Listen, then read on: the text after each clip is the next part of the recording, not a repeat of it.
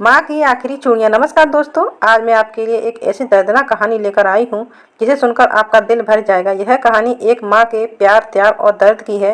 Video को आखिर तक जरूर देखिए। कहानी एक छोटे से गांव में सावित्री नाम की एक औरत रहती थी। उसका एक ही बेटा था, राहुल। सावित्री ने बहुत मुश्किलों में राहुल को पाला था। उसके पति का देहांत तब हो गया था जब राहुल सिर्फ 5 साल का था। जब उस दिन से सावित्री ने माँ और बाप का दोनों बनकर बेटे को प्यार दिया। वह खुद भूखी रह जाती, लेकिन राहुल को कभी भूखा नहीं सोने देती।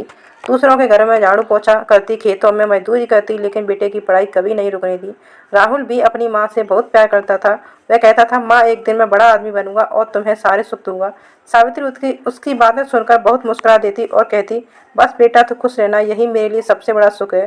समय बीतता गया। राहुल पढ़ लिख कर शहर चला गया। उसे नौकरी मिल गई। सावित्री ने सोचा अब उसके दुख खत्म हो जाएंगे। कुछ महीनों बाद राहुल की शादी हो गई। बहू का नाम पूजा था। शुरुआत में सब ठीक था, लेकिन धीरे धीरे पूजा को अपनी सास पसंद नहीं आने लगी। वह राहुल से कहती, तुम्हारी माँ गांव की है, गंवार औरत है, इनके साथ रहकर मेरी इज्जत खराब होती है।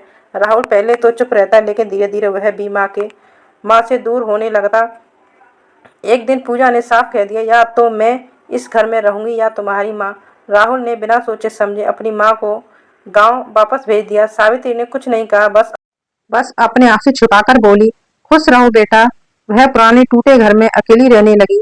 उम्र बढ़ चुकी थी, शरीर कमजोर हो गया था, फिर भी हर रोज बेटे के लिए दुआ करती। शहर में राहुल अपनी दुनिया में व्यस्त हो गया। उसे माँ की याद भी बहुत कम आने लगी।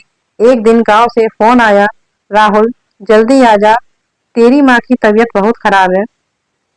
राहुल और पूजा गांव पहुंचे। घर के बाहर भीड़ लगी थी। राहुल भागता हुआ अंदर गया। सावित्री चारपाई पर पड़ी थी, सांसें बहुत धीमी चल रही थीं। उसने बेटे को देखा, हल्की सी मुस्कान आई। राहुल रोते हुए बोला, माँ, मुझे माफ कर दो, मैं तुम्हें लेने आया हूँ। सावित्री ने कांपते हुए हाथों से राहुल के हाथ में रख दी। धीरे से बोली, बेटा, ये चूड़ियां तेरी बहू को दे देना, मैंने उसके लिए संभाल कर रखी थी। राहुल फूट फूट कर रोने लगा। सावित्री ने आखिरी बार बेटे के सिर पर हाथ रखा और उसकी आंखें और सांसें रुक गईं। राहुल चीख पड़ा, माँ, एक बार आंखें खोलो। माँ, लेकिन अब बहुत देर हो चुकी थी। पूजा भी रोने लगी और उसे अपनी गलती का एहसास हो चुका था। राहुल ने माँ की चूड़ियां सीने से लगा दी और बोला, जिस माँ ने मरते दम तक हमें प्यार दिया, हम उसी माँ को जीते जी अकेला छोड़ जा आए। उस दिन राहुल समझ गया कि दुनिया में माँ से बड़ा कोई रिश्ता नहीं होता। दोस्तों, जो माँ अपने बच्चे के लिए सब कुछ कुर्बान कर देती है, उसकी कीमत कभी मत भूलिए। माँ बाप का दिल मत दुखाइए।